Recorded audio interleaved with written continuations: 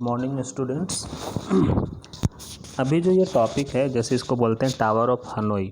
Hanoi एक जगह है, वहाँ पर उसी के नाम से ये एग्ज़ाम्पल है। ये भी एक एक्चुअल में एग्ज़ाम्पल ही है स्टैक का, जो स्टैक यूज़ करके इस प्रॉब्लम को सॉल्व करते हैं। एक्चुअल में जो टावर ऑफ हनोई है एक पज़ल प्रॉब्लम है। पहले मैं आपको पज़ल समझा देता हूँ, फिर इसका एल्गोरिदम, और फिर ये एल्गोरिदम से किस तरह से पज़ल सॉल्व होगा वो मैं आपको बताऊंगा। ठीक है, सबसे पहले ये जान लीजिए कि टावर ऑफ हनोई को टावर ऑफ ब्रह्मा भी कहा जाता है या लुकस टावर भी बोला जाता है। ठीक है। अब मैं सबसे पहले आता हूँ इसके एग्ज़ाम्पल पे। देखिए, टावर ऑफ हनोई में एग्ज़ाम्पल लिया गया, ये 3 डिस्क है। ठीक है, 3 डिस्क को इस तरह से अरेंज किया गया है कि जो डिस्क की सबसे बिगर साइज़ है वो सबसे लोएस्ट लेवल पे रहेगा, देन उसके बाद स्मॉलर, और देन उसके बाद स्मॉलर। ठीक है, अब इस तरह से इस तीनों डिस्क को इस तरह से अरेंज करना है कि तीनों पोल में जो ए बी सी 3 रॉड है, 3 पोल है, तो आपको इस तरह से यूटिलाइज करके पोल को आपको ऐसा अरेंज करना है कि सी वाले टावर पे सेम उसी तरह के पोजीशन में सारे डिस्क आ जाएं जिस तरह से ये स्टार्टिंग में ए टावर में है। ठीक है, तो आप किस तरह से अरेंज करोगे, यहाँ पर मैं आपको पहले बता दे रहा हूँ कि आप बाय मैनुअली करोगे तो सबसे पहले आप ए से जो ऊपर वाला डिस्क है उसको आप हटाओगे सी। आप ऐसा नहीं कर सकते हो कि सर आप रेड को क्यों हटा रहे हो, आप डायरेक्ट ग्रीन को हटाओ और सीधा सी में डाल दो। ठीक है, बट आप इसको ऐसा नहीं कर सकते हो। क्यों? क्योंकि ये एक स्टैक फॉर्म कर रहा है, और स्टैक फॉर्म होने का ही मतलब है, उसका डेफिनेशन क्या है कि जो टॉप पे जो भी एलिमेंट होगा वही उसी एलिमेंट पे आइदर या तो पुश ऑपरेशन होगा या आइदर या तो पॉप ऑपरेशन होगा। ठीक है, मतलब इंसर्ट भी वहीं से होगा और डिलीशन भी वहीं से होगा। तो जब हम यहाँ से रेड, तो यहाँ से कौन हटेगा, सिर्फ और सिर्फ रेड ही मूव करेगा, बाकी दोनों क्या रहेगा, as it is still stop पे रहेगा। ठीक है, तो यहाँ से रेड मूव करेंगे। अब आप पे डिपेंड करता है कि रेड को आप बी पे ले जाओ या सी पे ले जाओ। आप दो दो करके देखना, जैसा आप इसके एग्जाम्पल में लिखना, आप एक बार बी पे करके देखना और एक बार सी पे करके देखना। तो देखोगे जब बी पे आप करके देख रहे हो और फिर से वाइट वाला को हटाओगे तो आपको इस तरह से लगेगा कि नंबर ऑफ मूव्स बहुत ज़्यादा हो जाएंगे। तो आपको कैसे पता है कि आपको कौन सा मूव कहाँ पे करना है? ठीक है, तो मैनुअली पहले मैं बता दे रहा हूँ। रेड को यहाँ से उठाएं ए रॉड से और उसको सी रॉड में इंसर्ट करें। फिर आपका अब वाइट मूव करने लगे, क्योंकि वाइट कहाँ पे आ गया, टॉप पे आ गया। तो वाइट को यहाँ से हटाओगे ए टावर से और उसको कहाँ पे इंसर्ट करोगे, बी टावर पे, राइट। अब देख रहे हो कि अब ये पूरा आपका ब्लू वाला जो ग्रीन वाला है, अब ये क्या हो गया, ये अब ये फ्री हो गया, ये मूव कर सकते हैं क्योंकि टॉप ऑर्डर कहाँ ए पे चला गया, ग्रीन पे। तो अब यहाँ से रेड को मूव करो क्योंकि मुझे सी खाली चाहिए, क्योंकि मेरा मेन एम क्या है कि जैसा पहले ऑर्डर है वैसा ही सी में आना चाहिए। तो रेड को हटाओगे, रेड को हटा के कहाँ रखोगे, ग्रीन पे रखोगे या ब्लू पे रखोगे, सॉरी वाइट पे रखोगे। जाहिर सी बात है आप वाइट पे रखोगे, बिकॉज क्योंकि अगर आप ग्रीन पे रखोगे तो ग्रीन फिर से मूव नहीं हो पाएगा, सिर्फ और सिर्फ कौन मूव होगा, ये रेड ही मूव होगा। तो इसीलिए रेड को हटा के यहाँ से उसको किस टावर पे रखोगे, बी टावर पे। रेड को हटाया, बी पे इंसर्ट कर दिया, that is on white disk के जस्ट ऊपर। अब यहाँ से ग्रीन मूव करो और ग्रीन को उठा के सीधे कहाँ रख दो, सी पे। तो अब आपको फिक्स हो गया सी। फिर यहाँ से रेड को उठाओ और उसको रख दो ए टावर पे। फिर यहाँ से वाइट को उठाओ और उसको डाल दो सी टावर पे। अब ये फ्री हो गया, देख रहे हो सेम स्टैक आ गया। बट यहाँ पे क्वेश्चन आता है, जब आप ऑटोमेटा पढ़ोगे तो वहाँ पर आता है एम्बिगुअस और अनएम्बिगुअस। एम्बिगुअस का मतलब हो गया कि दो तरह, मतलब 2 रास्तों पे आप चल सकते हैं। अगर मैं इस पॉइंट पे खड़ा हूँ तो आइदर मैं तो यहाँ भी जा सकता हूँ, आइदर मैं तो यहाँ भी जा सकता हूँ, उसको बोलता है एम्बिगुअस ग्रामर। ठीक है, अनएम्बिगुअस मतलब आपको हर हालत में एक ही रास्ते पे चलना है, डेट इज़ कॉल्ड डिटर्मिनिस्टिक।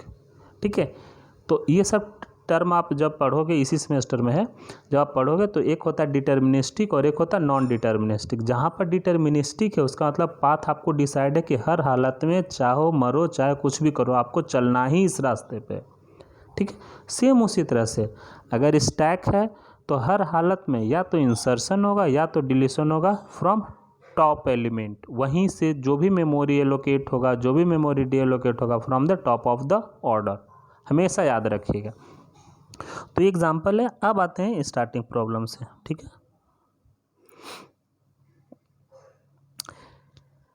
हाँ, tower of Hanoi is also called the tower of Brahma और लुकास टावर। ये क्वेश्चन आपको इस तरह से पूछ सकता है कि लुकास टावर क्या है, टावर ऑफ ब्रह्मास क्या है, ठीक है। एक्चुअली ये जो प्रॉब्लम आया था तो ये 3 पजल से आया था। 3 डिस्क थे, तीनों को इस तरह से मूव करना था कि जो जिस ऑर्डर में पहले अटैच है उसी ऑर्डर में सबसे लास्ट में अटैच होना चाहिए, ठीक है। तो बोलता है कि it consist of 3 rules and the number of disk of different sizes which can slide on to any rod. किसी भी रॉड में ये स्लाइड हो सकता है। The puzzle starts with the disk in a neat stack in ascending order of size.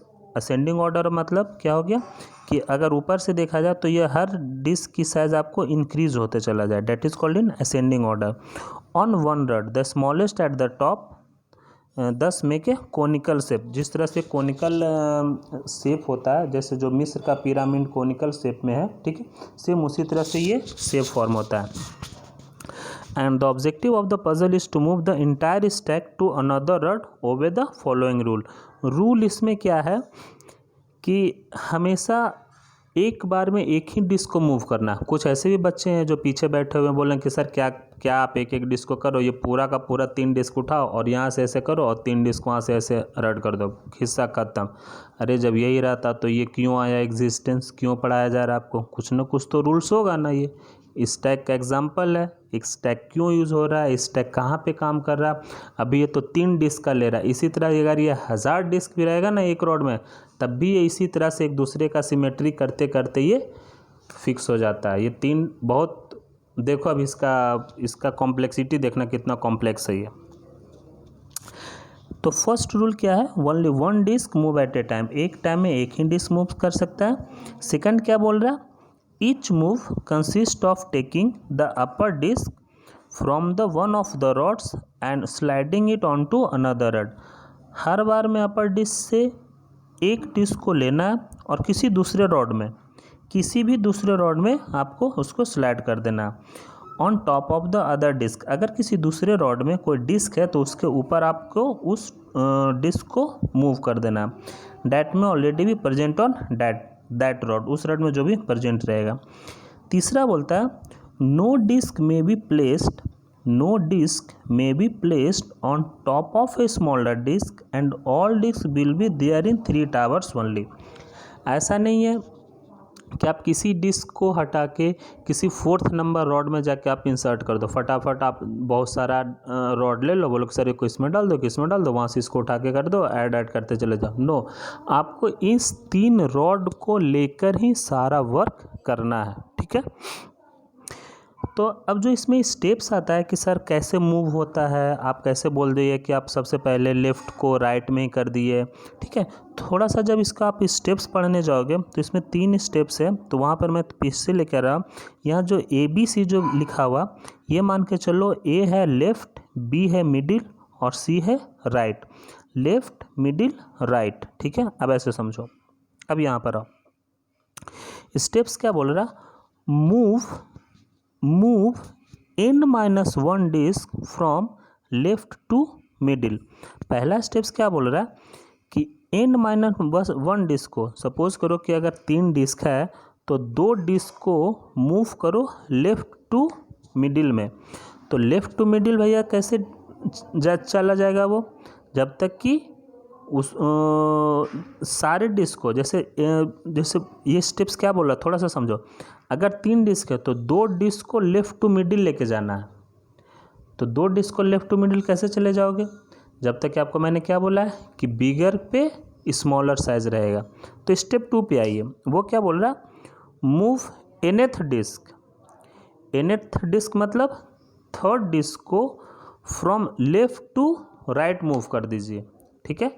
जब आप left to right move कर देंगे तो आपको दूसरा क्या हो जाएगा, ओपन हो जाएगा। और स्टेप 3 क्या बोल रहा, मूव n-1 डिस्क मतलब दूसरा डिस्क को फ्रॉम मिडिल टू राइट आपको शो करना। तो ये 3 स्टेप्स हैं। और हर बार क्या स्टेप्स फर्स्ट में बोल रहा है कि टावर ऑफ हनोई, हर बार फिर टावर ऑफ हनोई को कॉल करना और n-1 को लेफ़्ट टू मिडिल और फिर मूव लेफ़्ट टू राइट और फिर मूव मिडिल लेफ़्ट राइट। अब आते हैं इसको एल्गोरिदम पर।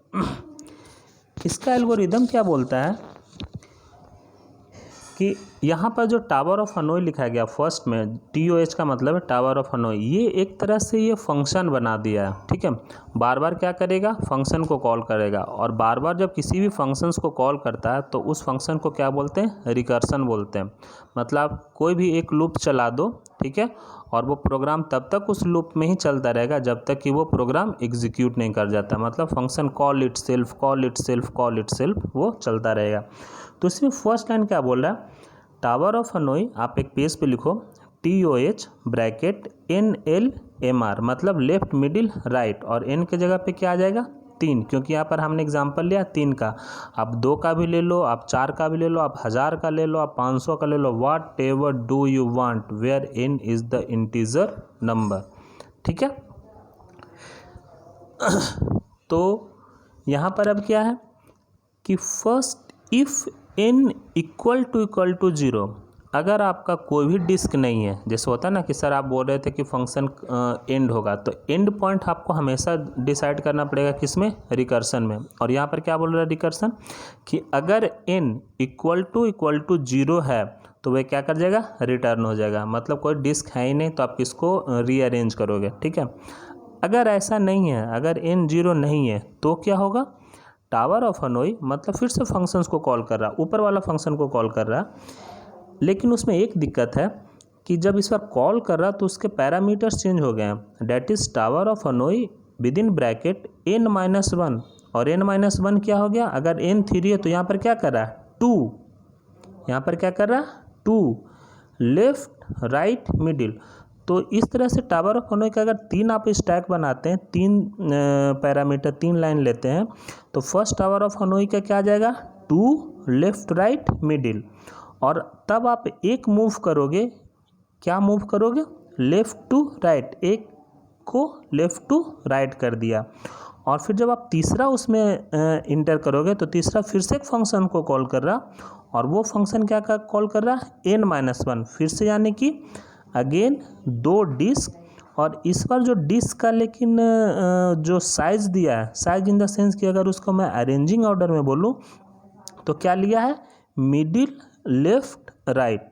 इसका मतलब क्या हो गया वो कि जो पहली बार में जो हम तीनों ऑर्डर में लिए थे लेफ्ट मिडिल राइट, अब एक तो मूव हो गया लेफ्ट टू राइट और 2 फंक्शन कॉल किया, 2 फंक्शन कॉल किया, तो जो फर्स्ट फंक्शन है उसमें क्या बोल रहा है, देखो ध्यान से देखो, लेफ्ट को तो लेफ्ट ही रखा है बट मिडिल और राइट को एक्सचेंज कर दिया है। ध्यान से देखना, यही चीज़ समझने की बात है।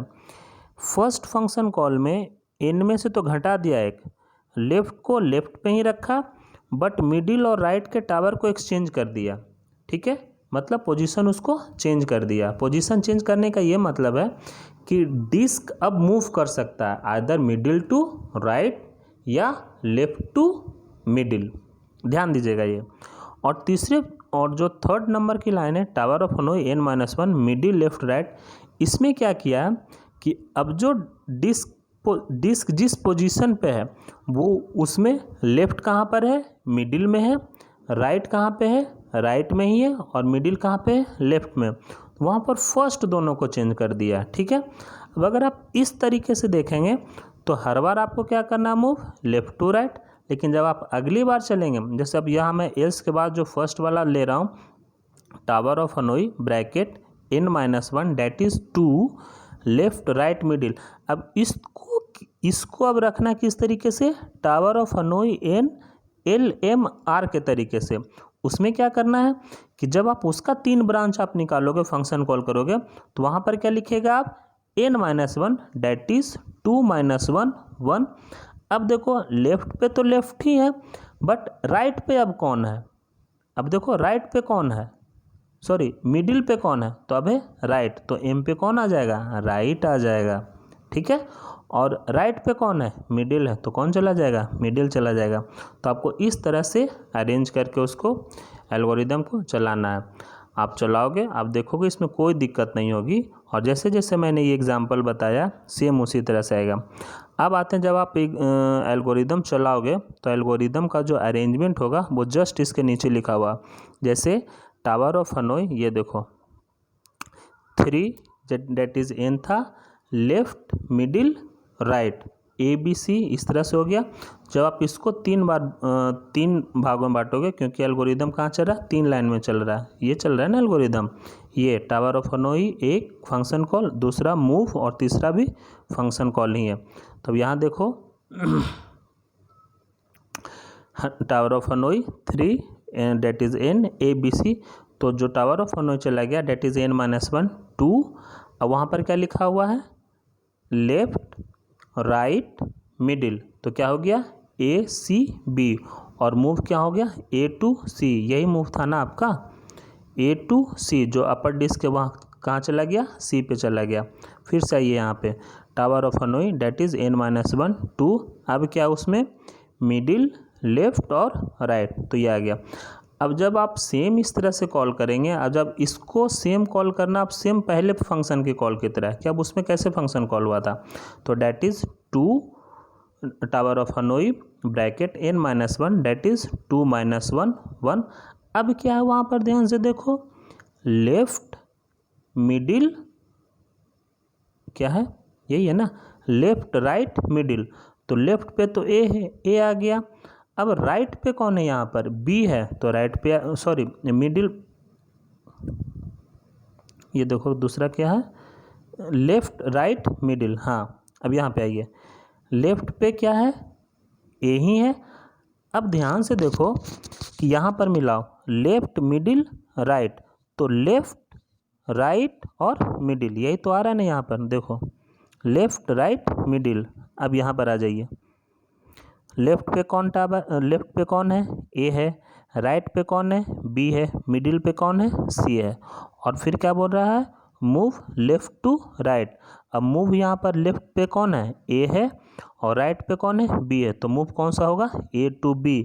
अब जब इस तरह से देखेंगे तो आपका मूव होगा A to B, और थर्ड फंक्शन क्या कॉल कर रहा है n-1 डेट इज आपका ये, और उसके बाद क्या हो रहा है आपका, देखिए क्या है, मिडिल लेफ्ट राइट, तो मिडिल में कौन सा टावर है आपका C है, मिडिल C है, लेफ्ट कौन है A है, और राइट कौन है B।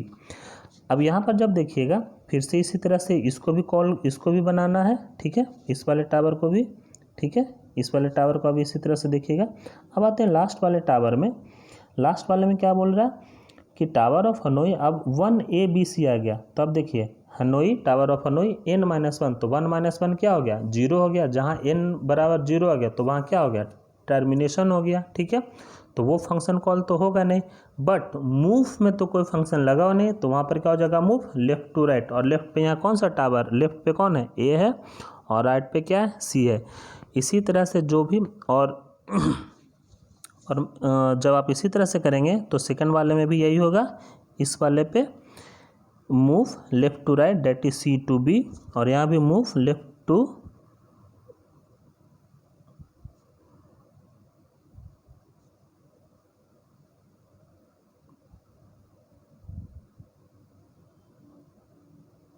Second move left to right that is B to A, यहाँ गलत लिखा हुआ, यहाँ C लिखा हुआ, ठीक है, B to A होगा यहाँ पे, ठीक है, क्योंकि लेफ्ट टू राइट जा रहा है, ठीक है ना।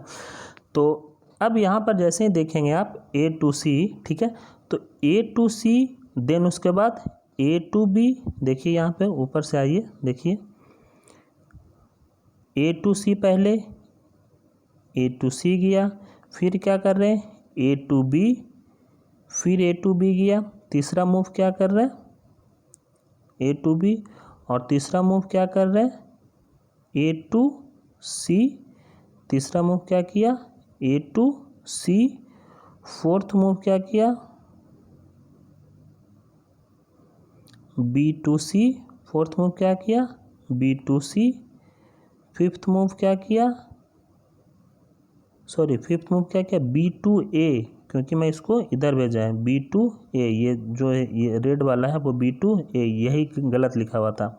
फिर B to C वाइट वाला डालें, और फिर A to C वो रेड वाला डालें, ये वाला गलत है, B to C नहीं होगा B to A होगा, यहाँ पर करेक्शन कर लेना स्टूडेंट्स, B2C नहीं B2A होगा, ठीक है।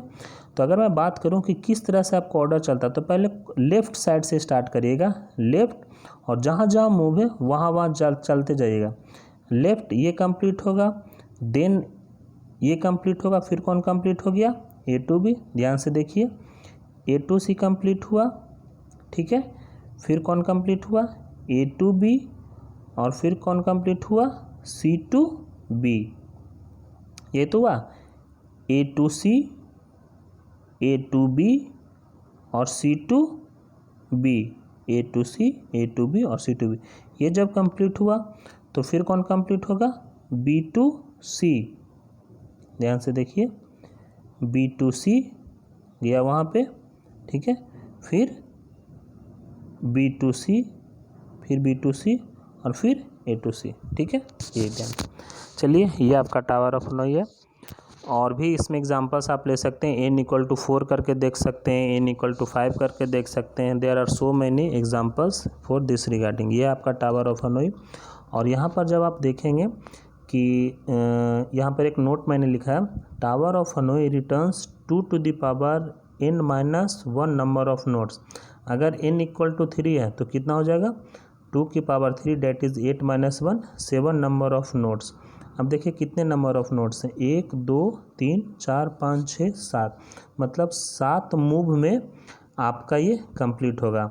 अगर इसी तरह से n=4 लिया जाए तो 2 दूना 4, दूना 8, दूना 16 - 1 डेट इज़ 15, यानी कि 15 मूव आपको करने पड़ेंगे, ठीक है। और इस 15 मूव के लिए कितने total number of functions call होंगे, तो 2 to the power n+1 - 1। जैसे कि 2 to the power अगर 3 है तो 2 की power 4 that is 16, 16 - 1 that is 15, 15 बार उसको फंक्शन कॉल करना पड़ेगा। जोड़िए, देखिए कितने फंक्शन कॉल होते हैं।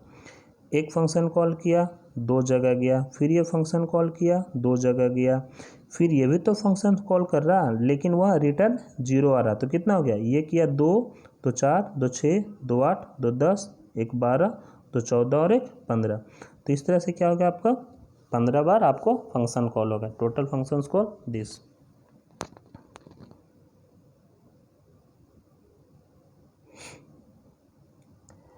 अब आते हैं टोटल नंबर ऑफ मूव। तो टोटल नंबर ऑफ मूव या total number of notes both will be the equal. लेकिन अगर क्वेश्चन इस तरह से पूछ लेता है कि explain tower of Hanoi with example, तो आप वहाँ पर ये मत अपना बहादुरी दिखाने लगना कि n=4 ले लेना और n=5 ले लेना। सोचना कि जितना कम number of disk, minimum 3 number of disk, क्योंकि ये स्टैंडर्ड वे में हर बुक में एग्जाम्पल दिया जाता है, तो एग्जामिनर भी यही सोचता है कि n=3 लेके समझा दे। आप n=2 भी ले सकते हो, n=2 लेके आप दिखा दो, ठीक है। लेकिन कोशिश करना n=3 अगर क्वेश्चन की मार्किंग ज़्यादा हो तो। और ये नोट में ये 3 चीज़ जरूर लिखना कि टोटल नंबर ऑफ रिटर्न्स जो हो रहा है नंबर ऑफ नोट्स का 2 to the power n-1 है। Total number of functions call कितना है, 2 to the power n+1 - 1 है। और टोटल नंबर ऑफ मूव्स जो है वो है 2 की पावर n-1। ये है आपका total all stack about stack, है ना। तो ये भी मोस्ट इम्पॉर्टेंट है, ये ध्यान दीजिएगा। चलिए, ओके, बाय बाय।